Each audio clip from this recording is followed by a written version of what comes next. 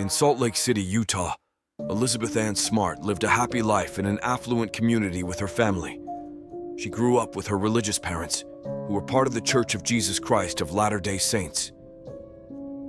The second oldest child of a family of 8, Elizabeth loved playing the harp and even performed for local weddings and other events at a young age. However, her life turned into a nightmare while she was in the safety of her own home. Just after midnight on June 5, 2002, Elizabeth woke up to a knife pressed against her cheek and a man towering over her. He warned her not to make a sound and threatened to kill her family if she didn't follow him. Her younger sister, Mary Catherine, was mere steps away from her, so Elizabeth feared for her life. With no choice, she followed the man's commands.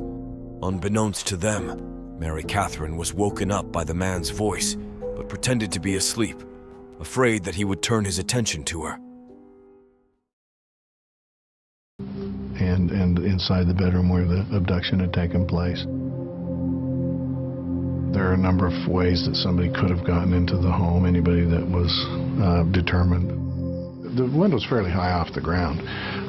For someone to climb through the window, they would have not only had to step up on the seat of the chair, they would have had to step up on the back of the chair just to make the cuts in the screen. If you have the plane of the window, then the window would open like this and kind of slide to the middle, and it's not a real wide window. So it left 12 or so inches that you could actually squeeze through.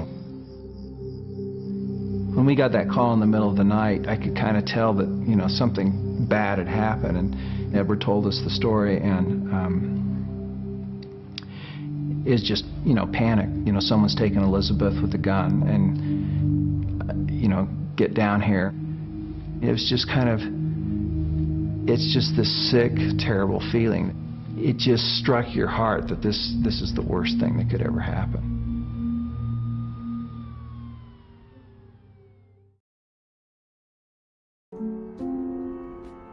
As soon as they left the room, the younger sister ran to her parents' bedroom, but saw that the man and Elizabeth were still making their way out of the house. While her sister hid, Elizabeth was then taken out of her home at knife point and walked for hours to a canyon where an older woman waited for her and her captor.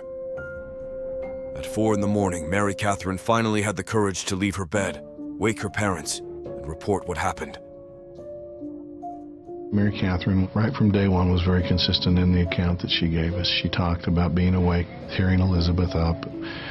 There was conversation, including threats from the perpetrator to Elizabeth, threats against the family and against her. The guy said, "Be quiet.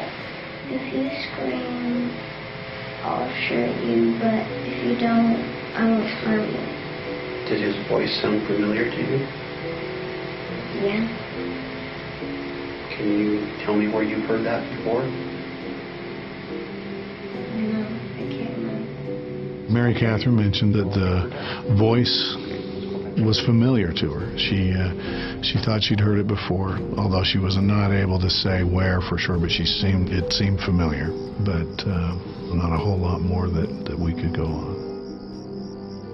I couldn't imagine. I couldn't even fathom who would want her, who would take her, who would. I didn't really feel like I had any enemies. I didn't feel like there was anyone out there that would want to, that I knew of, that I could. It was the farthest thing from my mind.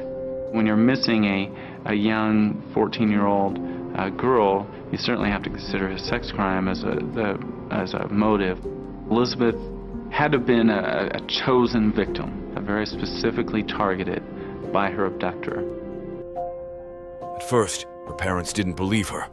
When they found the sister's bedroom empty and their window screen was torn, they knew that their fears had come true. Meanwhile, Elizabeth was prepared for an impromptu wedding in the middle of the woods. Her captor claimed that he was an angel and a king chosen by God to battle the Antichrist. He explained that he needed pure women to accompany him in his holy battle, so she was the first of the many wives that he planned to take. They then proceeded with the ceremony before the man took her innocence.